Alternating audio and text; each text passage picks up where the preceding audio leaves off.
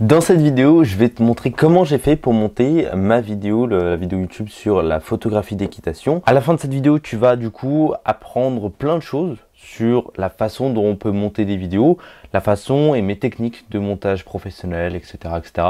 Enfin bref, tu vas vraiment savoir plein de trucs nouveaux. Moi, quand j'ai commencé à monter des vidéos, j'avais les vidéos finales des autres, mais j'avais jamais le backstage, un peu comment étaient produites certaines vidéos et tout.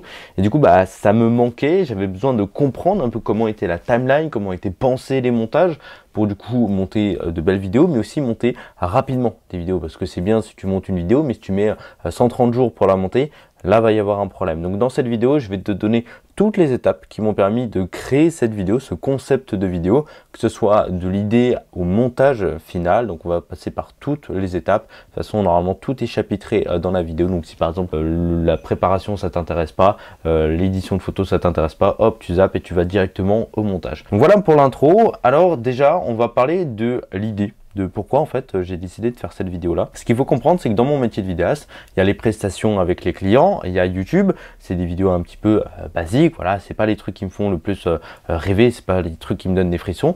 Et moi j'ai comme objectif depuis à peine un an et demi, un truc comme ça, de chaque trimestre, au minimum chaque trimestre, tous les 3 mois, je dois faire un projet personnel pour le kiff qui me sort de ma zone de confort. Alors par exemple, on a eu le documentaire sur Auschwitz-Birkenau que j'ai sorti en décembre, ça je l'avais tourné en octobre, etc. Donc c'était vraiment quelque chose qui m'a fait kiffer de faire. J'ai mis peut-être 3, 4, 5 jours à monter la vidéo, je sais plus trop. Et du coup, bah, ça j'ai kiffé le faire. Il y a eu aussi la photographie découverte de foot qui est en lien du coup avec la photo découverte d'équitation dans la vidéo dont on va parler aujourd'hui. Il y a eu aussi du coup la baie de Somme. La baie de Somme, c'est une sorte de documentaire un petit peu comme Auschwitz que j'ai tourné, un documentaire vlog que j'ai tourné, que j'ai pas encore fini de monter. C'est quelque chose qui prend du temps et que bah c'est un kiff de faire. Et du coup, la photographie des chevaux, c'était la découverte simplement d'un nouveau un peu un métier, en tout cas une niche dans le métier de la photographie. Donc c'est vraiment des envies que j'ai envie de faire. J'ai envie de découvrir une nouvelle facette de mon métier, d'en parler, d'en faire une vidéo pour ma chaîne YouTube, pour le présenter à mon audience, à mes abonnés, à ma communauté, ou même à des personnes qui me connaissent pas, parce que déjà c'est quelque chose que je kiffe faire, découvrir, faire de la photo, tester, voilà, et montrer comment je m'en sors. Et c'est aussi, j'aime aussi faire de la photo, découvrir des choses. Et je sais que la vidéo sur le foot, elle avait énormément marché, elle a plu à énormément de gens, en tout cas elle a aidé énormément de personnes. Donc je me suis dit, bah, pourquoi pas tester sur la photographie d'équitation. En plus, moi j'habite à côté de Fontainebleau. Fontainebleau, c'est la capitale du cheval en France, ou peut-être en Europe, j'en sais rien. Et du coup, là, tu as vraiment des centres équestres à foison et tu as de la qualité et du niveau là-bas, donc ça peut être vraiment intéressant pour faire de la photo. Je ne l'ai pas dit, mais si tu vas aller revoir la vidéo, elle est dans la description, tu as le lien de la vidéo. Comment en fait j'ai fait pour pouvoir tout simplement photographier cet événement-là. Simplement, je suis allé demander, j'ai envoyé un message à la patronne du ranch et je lui ai simplement présenté le truc. Je lui ai dit, hey, écoute, j'ai envie de faire de la photographie d'équitation, de découvrir, d'en faire une vidéo pour ma chaîne YouTube, pour montrer aux autres. Tu vois, je vais expliquer toute ma démarche finalement, tout mon projet. Et je lui dis, bah écoute, en échange de l'autorisation que tu me donnes d'accéder, de faire de la photo, bah, je te donne toutes les photos que je peux faire de cet événement-là. Et du coup, bah, ça c'est fait, je lui ai donné les photos, elle est complètement ravie, elle a pu les utiliser pour ses différents réseaux sociaux. Tu vois, c'est un échange gagnant-gagnant. Je lui ai simplement demandé si je pouvais venir, elle m'a dit oui, et puis voilà, c'est comme ça que je l'ai fait. Pour le tournage, il faut savoir que ça a pris, généralement, en fait c'était une journée de concours, ça a pris, nous on y est arrivé, on arrivait vers midi. Voilà, à l'heure du midi, et ça a pris 6 heures. On était 6 heures sur place, mais grosso modo, on a pris des photos et filmé pendant 3 heures au grand maximum. Le reste du temps, en fait, on se posait et simplement on regardait les gens, on discutait, on s'amusait, on profitait de ce qu'on pouvait faire. Donc voilà, on avait quand même la caméra à la main, mais on prenait pas tout le temps des photos. Parce que des fois, en fait, on sait que ce type de photo-là, ça sert à rien. Cette vidéo-là, elle sert à rien. On sait qu'on a déjà, par exemple, assez de vidéos de tel sujet, ça sert à rien d'en faire plus. Ça, c'est avec l'expérience que ça vient. Tu sais plus ou moins ce que tu veux ou ce que tu as déjà filmé, ce dont tu as besoin de filmer. Donc, ça a duré 6 heures, mais on a tourné pendant que 3 heures. Donc, voilà. Alors, maintenant, on va passer sur les différentes étapes de création de cette vidéo-là. La première étape, ça a été l'édition des photos. Dans cette vidéo-là, en fait, je fais une sorte de caméra un peu POV de moi en train de prendre des photos. Et du coup, bah, à la base, il me faut les photos éditées. Donc ce que j'ai fait, c'est que j'ai simplement posé toutes mes photos sur Lightroom et je les ai triées. J'ai enlevé les photos qui n'étaient pas intéressantes, je les ai virées et j'ai gardé uniquement celles qui étaient les plus belles, les plus intéressantes. Je les avais pas éditées tout de suite, j'ai d'abord fait un premier tri, puis un second tri. Comme ça, j'avais à peu près une idée des types de photos que j'avais. Et ensuite, j'ai fait j'ai fait du coup une première édition de mes photos. Là, tu vois, c'est la photo finie. Et si je te fais un avant-après, tu vois, il y a quand même une petite différence. J'ai ajouté du flou derrière-plan. Ça, c'est avec toutes les IA de Lightroom. Et pour l'édition de photos, bah, en fait, j'ai une formation qui t'explique comment j'édite mes photos. Elle est disponible dans la description. Pareil pour le montage vidéo. En tout cas, toutes mes formations, elles sont dans la description. Donc, si tu veux vraiment apprendre à éditer des photos et monter des vidéos, tout est ici. Du coup voilà, j'ai fait ressortir à chaque fois le cavalier, la cavalière. J'ai un peu fait péter du coup les couleurs, j'ai mis un peu de netteté, tu vois, à chaque fois là on ressort un petit peu, c'est beaucoup plus intéressant. Bon là ça aurait été mieux si elle n'était pas là, mais là par exemple tu vois sur cette photo là, tu vois je l'ai quand même fait ressortir par rapport au reste d'une image. Là tu vois elle est un peu plate, et là du coup hop, là, on a beaucoup plus de la qualité. On a l'impression vraiment que c'est pris avec, je sais pas, un matériel et des objectifs de malade mentaux. Alors que finalement, j'avais pas un matériel de fou. Je pense que je vais t'en parler en fin de vidéo du matériel que j'avais utilisé. Donc j'ai à peu près, je crois que j'avais une centaine de photos, un truc comme ça. Alors je vais regarder combien j'avais de photos. 151 photos. C'est plutôt pas mal pour une seule grosse journée de tournage. Alors il faut savoir que pour la vidéo, on était deux. Il y avait Emma qui filmait des vidéos un peu d'illustration, qui prenait des photos pour elle-même. Et moi de mon côté, je m'occupais vraiment de la photo et quelques vidéos d'illustration. Alors il y a quelques photos d'Emma, alors je pourrais plus te montrer lesquelles c'est, mais il y en a quelques-unes qui sont plutôt sympas. Sinon le reste c'est de moi, tu vois, j'ai pris des très très belles photos des personnes, tu vois, comme ça. Et le avant-après comme d'habitude, tu vois, et on a vraiment mis l'aspect sur les visages, on les a fait ressortir, c'est vraiment sympa. Et là tu peux voir, bah franchement c'est plutôt net, c'est plutôt cool. Des fois je les ai recadrés un petit peu, alors je sais pas si celle-ci, tu vois, si je l'ai recadré quand même un petit peu, pour du coup mettre la personne au centre, comme ça elle était vraiment, c'est elle qu'on voit et pas un peu le cheval, etc. Donc voilà, je vais pas t'apprendre à faire de la photo, mais tu as pu voir un peu mes photos, les plus belles photos elles sont ici, tu vois, c'est vraiment sympa. Celle-là elle était plutôt pas mal, celle-là c'est ma préférée de tout le truc, tu vois, si je fais l'avant-après. Il y a une énorme différence sur le montage, enfin sur l'édition. J'ai vraiment ouvert les ombres, équilibré au niveau du ciel pour du coup pas que ça blanchisse trop, tu vois, j'ai mis un peu plus de détails ici. C'est vraiment sympa. Alors j'en ai d'autres qui sont plutôt sympas, celle-là elle est cool, celle-là je crois qu'elle est vraiment sympa, alors c'est celle-ci elle est vraiment sympa, bon dommage qu'elle ait fermé les yeux à ce moment-là, mais bon voilà, j'ai vraiment eu de très très belles photos, je suis très content du résultat, et une fois que j'avais édité toutes mes photos, je suis passé sur le montage de la vidéo. Alors du coup, mon projet Premiere Pro, il ressemble à ça, c'est les rushs, les séquences et tout ce qui est autre, c'est un peu tout ce qui est musique, les photos, les cache couleurs et tu vois le petit sound design qui est ici de la prise de photos. Je te montrerai quand même pourquoi je l'ai utilisé. Les rushs, tu vois, il y a les rushs au téléphone, c'est un peu les rushs POV. Les photos, je les ai mis là, mais en fait, ça sert strictement à rien. Et les vidéos, tu vois, toutes les vidéos qu'on pouvait avoir. Donc la première étape que j'ai fait, en fait, ça a simplement été les proxys. Je mets toutes les rushs ici, je fais les proxys, comme ça, je peux monter hyper rapidement et facilement. Et ensuite, la deuxième étape, ça a été vraiment de mettre à plat toutes mes vidéos. En fait, je les ai mis à plat comme ça, tu vois, comme tu peux le voir ici. Et ce que j'ai fait, c'est que, en fait, j'ai posté mes photos par rapport au moment. Tu vois, là, on a ce moment-là. Et cette photo-là, elle correspond, tu vois, la photo qui est ici, elle correspond à ce moment-là. Et j'ai fait ça sur toutes les photos, sur toutes mes vidéos. Et du coup, à la fin, bon, là, ça ressemblait à ça, mais sur toutes mes vidéos. Donc comme ça, je savais exactement quelle photo appartenait à quel moment. Des fois, en fait, j'avais des photos que j'avais pas en vidéo non plus.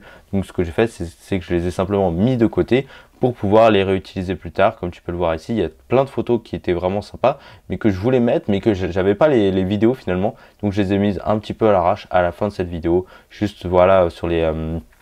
sur le clap de fin, l'appel à l'action pour dire bon bah voilà, j'espère que tu as bien aimé cette vidéo, voilà où est-ce que tu peux faire maintenant pour aller plus loin. Donc c'est comme ça que j'ai utilisé. Ensuite j'ai monté la vidéo chapitre par chapitre. Ce qu'il faut savoir c'est que là en fait c'est un accompagnement de ma journée. Il ne faut pas résumer la journée mais c'est le début, voilà où on est. J'ai fait un peu de vlog pour montrer et expliquer en fait où est-ce qu'on était, ce qu'on faisait, etc. Et de temps en temps il y avait des conseils. Et du coup j'ai juste à poser mes vidéos et ensuite j'ai juste ajouté ou supprimé certaines vidéos pour du coup vraiment montrer toute la journée qui s'est passée. Là tu vois c'est l'entrée l'entrée, l'ouverture. Là, il y a les préparatifs. Tu vois, on est en train de préparer les chevaux parce qu'on était chez des amis à nous et tout. Là, on allait découvrir tout ce qui était, j'ai oublié les noms, mais en tout cas les chevaux dans les box. Et voilà, c'est vraiment l'accompagnement. On a commencé avec le premier, comment on pouvait appeler ça, la première épreuve, puis la seconde, l'échauffement de tout le monde, etc., etc. En fait, c'est vraiment l'accompagnement de notre journée. On n'a pas cherché à faire compliqué dans le montage, simplement, c'est juste voilà ce qui s'est passé, voilà ce qu'on a vécu. Et ensuite, il y a la fin de la journée. Après, il y avait tout ce qui était les remises des diplômes, mais je l'ai pas mis dans la vidéo. En tout cas, voilà comment ça a été. Après, ça, c'est la fin, on se pose et des conseils. J'ai utilisé énormément de libellés de couleurs pour mieux comprendre quelle partie appartient à quoi. En fait, les libellés de couleurs en vert, c'est un peu les images de face caméra, de moi en train d'expliquer quelque chose. J'en avais aussi un autre qui traîne quelque part ici, c'est du vert, mais j'ai pas mis la vidéo. Ça peut être aussi intéressant quand, en fait, simplement, l'important, c'est la voix et pas la vidéo. Tu peux très bien le virer. J'en ai aussi mis ici. Alors, si je te mets, hop, je te l'enlève. Là, normalement, il y avait, hop, là et voilà. Voilà, là il y a du coup un peu de face caméra encore. Là du coup c'est de l'explication, de la face caméra, hop, de l'explication. J'en ai aussi mis ici, comme ça je savais à chaque fois ça correspondait à quoi. Et en fait il y a des conseils, il y a un peu d'explication à chaque fois. Et ça permet de faire une transition entre les différentes parties. La vidéo elle est très très simple en fait. On a l'introduction, voilà, ce que tu vas voir dans cette vidéo pour donner un petit peu envie aux gens de regarder ce qu'il y a dans la vidéo. En fait j'ai simplement repris une autre partie de la vidéo. Voilà, un autre truc comme ça. Et là, du coup, je présentais Emma, donc je l'ai remis un petit peu dans le champ. Ensuite, ça a été de la contextualisation. Donc, on a montré des plans de où est-ce qu'on est, qu'est-ce qu'on fait, etc. Ça permet vraiment de rentrer dans l'univers de l'équitation. Puis là, on a fait un petit peu des plans POV, tu vois, PLOV avec de la photo. J'ai mis beaucoup de fondu comme ça parce que des fois, il se passait 45 secondes entre les deux photos, donc c'était pas possible. Là, il y a d'autres plans d'illustration, tu vois, de temps en temps, j'ai filmé en même temps. Au lieu de prendre de la photo, j'ai simplement filmé, donc je peux le mettre, tu vois, ça va mettre des vidéos un peu plus jolies que simplement au téléphone. Ensuite, on est reparti sur des plans d'illustration, tac, tac, tac, jusqu'à la prochaine épreuve avec, bon, juste Emma qui parle, qui trouve un fer. Je crois qu'on appelle ça un fer, tout simplement. Hop, des plans d'illustration de moi, ça peut être sympa à faire. Ensuite, on est parti directement sur un nouveau POV. Et là, j'ai compressé un petit peu. Tu vois, j'ai mis la photo, j'attends une seconde, hop, je fais un autre fondu parce que sinon, c'est trop long à chaque fois. Et comme tu peux l'entendre, en fait, à chaque fois, tu as un petit un bruit de prise de photo. Ça, c'est un sound design que j'ai ajouté à chaque fois que j'avais une photo qui me permettait, du coup, tu entends qu'il y a une photo qui a été prise et les photos en verticale comme ça je les ai mis sur le côté et pas au centre, comme ça nous permet quand même de voir un petit peu la scène. Il y a des photos en horizontale comme celle-ci, je pouvais pas, je les ai simplement mises au centre. Ce qu'il faut savoir c'est que en fait les photos j'ai mis un cache couleur, tu vois en dessous c'est la petite bande blanche que tu peux voir ici. Je pouvais très bien mettre les bords arrondis mais j'ai choisi de ne pas le faire, et la photo au dessus. Alors pour les paramètres c'est simplement du 80% et pour le cache couleur tu vois 84,5%, et du coup je l'ai foutu sur la gauche. Et en fait ce que j'ai fait c'est qu'à chaque fois j'ai dupliqué le cache couleur et les paramètres de trajectoire, j'ai fait un énorme copier-coller sur toutes les photos qui étaient en verticale. Et là pour savoir si c'était un cache couleur vertical ou horizontal, j'ai simplement mis un libellé différent à chaque fois, tu vois. Donc là je sais que c'est tout ça c'est vertical, ça c'est horizontal, ça c'est horizontal et ça c'est vertical. Bon là c'est mis en jaune, bon, ouais, à la fin je les ai finis en jaune, bon pourquoi pas. Là ça c'est horizontal, ça c'est vertical par exemple, et je sais à chaque fois quel type de photo correspond à quoi. Donc j'ai fait toute ma séquence un peu de photos, puis on est reparti sur du coup des images un petit peu d'illustration. La musique va se finir, donc on passe à la prochaine musique. Pour trouver des musiques, bien évidemment, je suis allé chez Artlist. Comme d'habitude, tu as un lien dans la description qui te donne 2 mois gratuits pour tout abonnement à Artlist. Artlist, c'est vraiment le site que j'utilise par excellence pour trouver des musiques, mais des musiques professionnelles, des musiques vraiment qui amènent quelque chose en plus dans chacune de mes vidéos. J'ai trouvé à chaque fois les musiques, tu vois, je suis allé un peu type country, etc., un petit peu joyeux et hyper simple finalement. J'ai trouvé les musiques hyper rapidement, ça m'a permis de monter les vidéos tout de suite. Tu vois, cette musique, au début, en fait, c'est une musique un petit peu calme, douce. Je voulais pas quelque chose de trop punchy pour commencer, donc j'ai choisi celle-là. Ensuite, là, il y a eu des explications, du coup, fin de la musique. Hop. On parle sur des explications de comment j'ai fait pour venir jusqu'ici. Ensuite, on repart sur une autre musique. J'ai mis beaucoup d'effets de transition, de fondu au début et à la fin pour faciliter les transitions. Je l'ai commencé sur la parole. Et, voilà. Et là, c'est un petit peu plus un truc cool. J'ai mis à peu près 8 heures pour monter la vidéo, je crois. Ça a été une vidéo assez rapide à tourner parce que du coup, j'ai commencé à avoir l'expérience avec la photographie de foot. Et du coup, je t'ai parlé de monter chapitre par chapitre. Ce que j'ai fait, c'est que d'abord, j'ai séparé les gros chapitres, je les ai mis en paquet, comme tu peux le voir sur la gauche.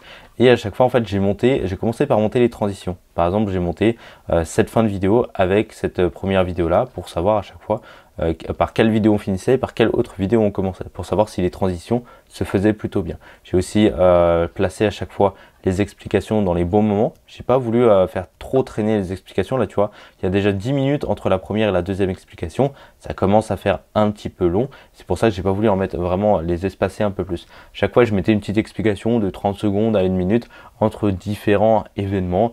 Et là, bah, c'est pareil. Là, en fait, ce qu'il faut savoir, c'est que sur cette vidéo-là, alors celle-là, normalement, c'est ma grosse tête en premier plan. Alors si on veut bien la mettre, il veut pas la mettre, bon, tu peux le voir déjà sur la miniature, c'est ma grosse tête en premier plan. Du coup, ce que j'ai fait, je voulais pas la mettre. En fait, j'ai simplement mis une autre image d'illustration au-dessus qui était plus jolie pour du coup accompagner mes explications. Mais voilà, ce qu'il faut retenir, c'est les transitions. À chaque fois, je faisais par exemple cette transition avec la musique. Je faisais la transition, tac, et je bossais directement sur l'autre transition et ensuite je montais un peu le milieu. Ça, tu vois, c'est une musique un peu plus punchy. Pourquoi c'est une musique plus punchy? Parce que l'épreuve est plus punchy. C'est du saut, donc on a envie de bouger, et c'est pas de la photographie. Donc je peux me permettre d'être un peu plus dynamique sur cette phase-là de ma vidéo. Et ensuite j'ai enchaîné. En fait, ce que j'ai fait, c'est que je faisais les images d'illustration des sauts. Là, tu vois, c'est l'échauffement des sauts. Ensuite, là, c'est l'épreuve des sauts qui a été filmée avec tous les plans d'illustration qu'on a pu avoir. Ensuite, je pars sur des explications.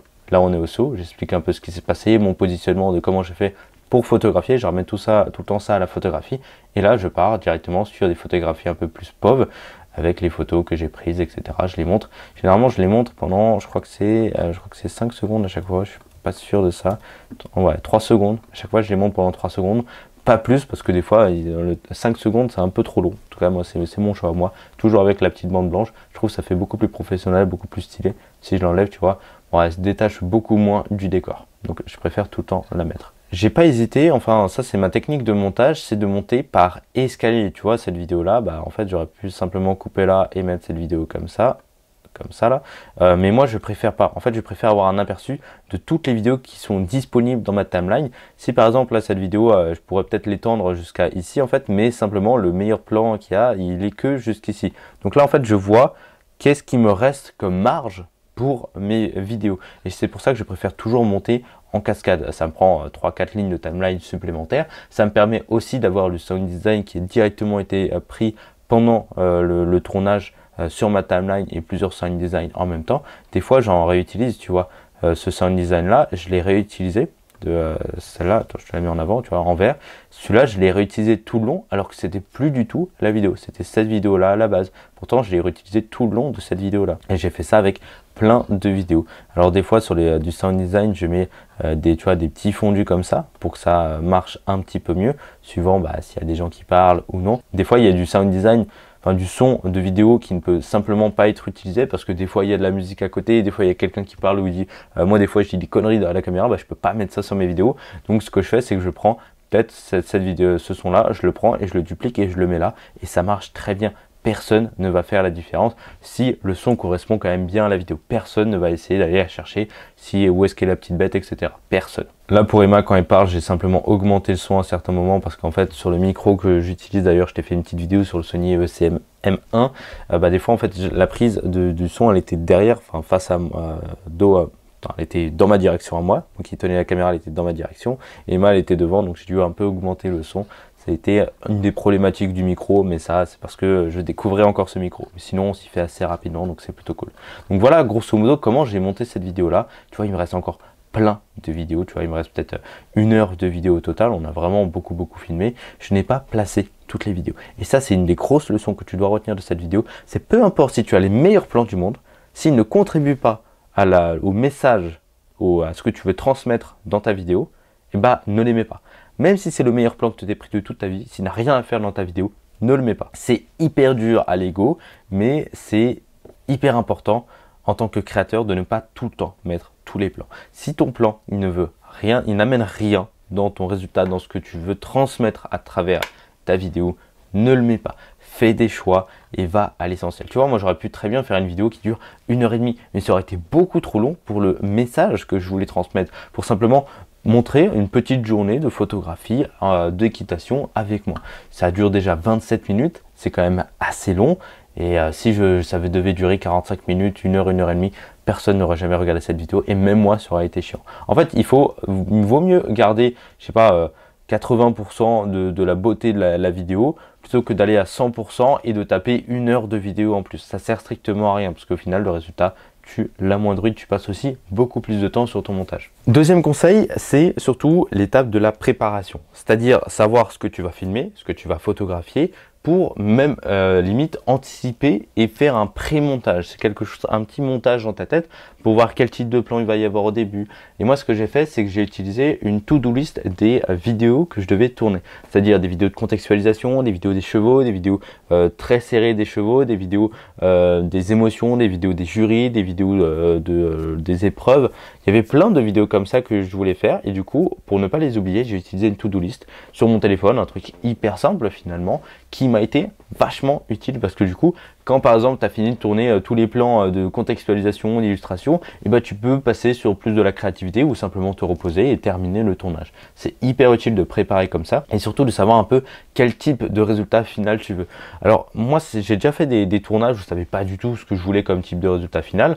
Ça a été des montages un peu plus compliqués parce que du coup j'étais un peu perdu, je savais pas trop pourquoi j'avais tourné ce plan, à quoi il servait. Donc c'est toujours mieux de préparer en amont le résultat final de ta vidéo. Deuxième conseil, décompose. Moi, les grosses vidéos comme ça, où je sais qu'il va y avoir des chapitres, un petit peu des moments, en fait, je les décompose. Je décompose ça en montage. Tel jour, je fais ça, tel moment, je fais ça, tel moment, je fais ça. Parce que si je veux monter toute la vidéo d'un coup, ça va être beaucoup trop loin.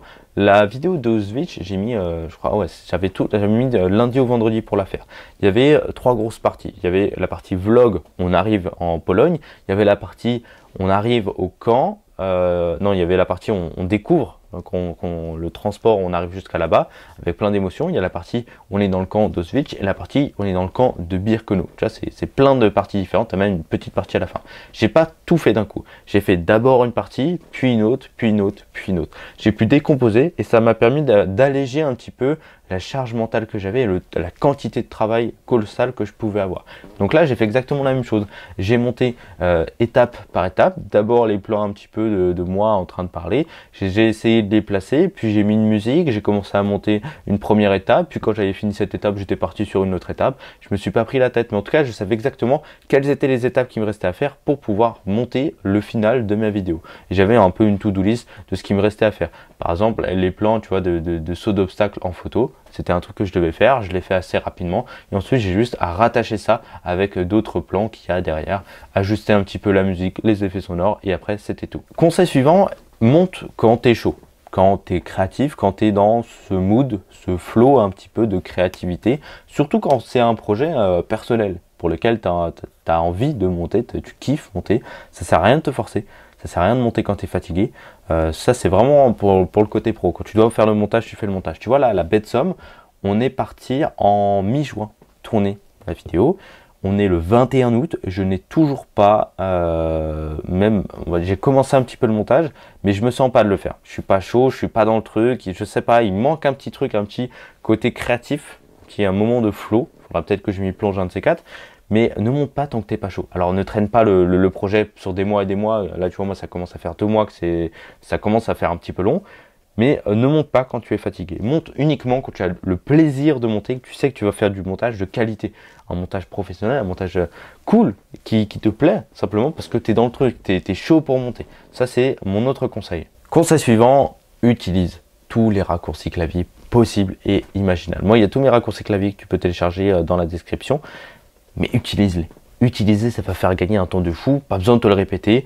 Utiliser un raccourci clavier, c'est, je sais pas, 3 secondes de gagner à chaque fois par manip. Et si tu fais 8000 manips par montage, bah, tu as économisé plusieurs heures de manip. Tu vois, juste comme ça. Voilà. Donc, utilise les raccourcis clavier. C'est vraiment intéressant. Utilise aussi des préconfigurations d'effets. Alors moi j'ai utilisé pas mal de préconfigurations d'effets, notamment comme tu as pu le voir sur ici les copier-coller. Ça m'a permis d'économiser énormément de temps et ça je te conseille de le faire à chaque fois. Tu fais la chose une fois, tu la fais bien et ensuite tu as juste à la copier-coller sur absolument tous tes projets. Il y a même une préconfiguration que j'utilise qui s'appelle, tu vois, je vais dans effet, préconfiguration, vidéo rond en bas à droite et si je l'applique ici en fait ça va mettre ma vidéo en bas à droite avec des bords ronds. Donc là ça bug un petit peu, c'est normal, ça va arriver avec le temps. Voilà, tu vois là, elle est en bas à droite avec des bords ronds. Pour faire ça, je dois en mettre peut-être 1 minute pour faire ce truc-là. Mais du coup, là maintenant, avec juste ce drag and drop, j'économise 1 minute à chaque fois sur toutes mes vidéos, comme celle-là, où il y a la vidéo, elle est ici en bas à droite. Alors, je sais pas si c'est en bas à droite ici ou ici, mais en tout cas, elle est en bas à droite. C'est quelque chose que j'ai fait juste avec un drag and drop. Parce que j'ai fait une préconfiguration que j'ai ensuite drag and drop rapidement sur mon projet, sur mes vidéos. Et c'est ce que je te conseille de faire, d'avoir plein de préconfigurations comme ça, des sortes de templates que tu peux réutiliser rapidement. Comme je t'en ai parlé tout à l'heure, des fois, prends juste, tu vois, le son de la vidéo et pas la vidéo en entier. Tu vois là, le son, je l'ai commencé ici, c'est le J-Cut et le L-Cut, hein, ça c'est très connu. Tu commences le son d'une vidéo et après tu commences la vidéo ou tu termines la vidéo et tu laisses le son continuer. Alors tu vois, alors où est-ce que je peux trouver un son comme ça? Tac tac tac, là j'ai même pas mis le son, des fois ça, il faut pas mettre le son. Là tu vois, hop, le L-Cut, la vidéo s'est terminée, pourtant j'ai laissé tourner cette vidéo là et là j'ai mis, tu vois, hop, je l'ai laissé continuer un petit peu et j'ai mis un fondu à la fin. C'est hyper utile dans plein de montages, tu vois, là j'ai continué à le faire ici, hop, où est-ce qu'on peut le retrouver? Là, tu vois, ce son-là, je l'ai commencé que plus tard parce qu'il était peut-être pas utile. Ce son-là, je l'ai gardé tout le long de cette vidéo-là, alors que bah, du coup, la vidéo, elle était terminée déjà. C'est hyper important, en fait, d'utiliser le son que tu peux déjà avoir sur place dans tes vidéos. Comme ça, tu n'as pas trop besoin de te prendre la tête à créer de nouveaux sound design, etc., à passer des heures et des heures là-dessus. Moi, je mets rarement du sound design dans mes vidéos. Rarement. J'en mets uniquement quand c'est véritablement nécessaire. Je sais que ça peut vraiment ajouter un truc en plus. Mais je vais pas chercher à créer une vidéo entière sur le sound design. Surtout sur une vidéo comme ça ne sert strictement à rien. Tu mets de la musique et le son que tu captures sur le moment et ça suffit largement. Tu ne te prends même pas la tête, tu vois, c'est la méthode, la loi de Pareto, 20-80, tu fais 20% d'efforts pour avoir 80% du résultat. Je sais que même pour nous créatifs, on a toujours envie de faire le 100% de résultat, mais si tu mets 3 semaines pour monter la vidéo, là à un moment tu vas manquer de temps, tu vas manquer d'énergie et tu n'auras pas les résultats escomptés. Tu vas vraiment pleurer quand là, tu vois, sur cette vidéo, à l'heure à laquelle je filme cette vidéo, elle a fait 150 vues sur YouTube. C'est que dalle. C'est vraiment que dalle. Je suis pas forcément dégoûté parce que peut-être qu'elle va marcher sur long terme, parce que peut-être que j'ai aidé vraiment des gens. Mais si tu mettais 3 semaines pour monter cette vidéo-là, tu seras complètement dégoûté, déprimé et ça va vraiment être la merde. Donc il ne faut pas tout le temps mettre autant de temps pour créer une vidéo. Et pour le matériel que j'ai utilisé, du coup j'ai utilisé mon Sony a6400, le 18-105 mm f4 pour la photo, aussi le 55-210 mm f5.6, 6.3 je crois, pour du coup la photographie et avoir un petit zoom qui m'amène vraiment au plus près de mes sujets. C'est un peu les deux objectifs que j'ai utilisés. J'avais un petit grip sur le téléphone que j'ai pu caler du coup avec une griffe pour pouvoir avoir le téléphone et la caméra POV. J'avais, comme tu peux le voir du coup dans la vidéo originale où je te montre vraiment mon matériel, j'avais 2 poignées sur les côtés pour du coup avoir une meilleure stabilisation parce que j'ai pas pris de stabilisateur. Je fais souvent des projets comme ça à main levée. C'est plus parce que j'ai pas envie de m'encombrer et j'ai juste envie d'être créatif. Donc j'ai le peu de matériel que j'ai et je dois me débrouiller avec, c'est mon choix. Donc voilà pour cette vidéo. Si tu veux apprendre à monter des vidéos professionnelles comme tu as pu le voir ici, des vidéos vraiment pro, vraiment bien travaillées, que ce soit sur du vlog, du voyage, de l'entreprise, de l'événementiel, il y a ma formation au montage qui existe. C'est vraiment une formation faite pour que ce soit les débutants complets, voire les intermédiaires, voire même les vidéastes qui savent déjà monter des vidéos mais qui veulent aller plus loin, qui veulent apprendre à monter des vidéos d'un style spécifique. Moi j'ai fait énormément de corporate, je commence à faire énormément de voyages, de vlogs, de documentaires et je te fais des vidéos comme celle que tu viens de voir sur YouTube, là actuellement, mais encore plus grande, plus détaillée, plus en profondeur. Il y a même des vidéos où je monte la vidéo complète devant toi. Je monte une vidéo, par exemple une vidéo de présentation d'un club de sport devant toi en direct et je t'explique tous mes choix, comment j'ai fait pour trouver telle musique, comment j'ai fait pour placer tel effet et tel effet. Donc il y a vraiment énormément de choses que tu peux apprendre dans cette formation là. Elle est évidemment satisfaite ou remboursée, tu peux l'essayer et si elle te plaît pas, tu demandes un remboursement, tu l'as sans problème. Il y a aussi un énorme backstage sur la vidéo de Ozzy Birkenau. Je crois que la vidéo elle dure plus de 45 minutes dans laquelle je t'explique vraiment comment j'ai fait pour monter ce documentaire là, toutes les étapes par lesquelles je suis passé. Tout ça, c'est dans la description. Merci à toi d'avoir regardé cette vidéo. On se retrouve tout de suite sur la formation au montage. Je te fais des gros bisous. Ciao.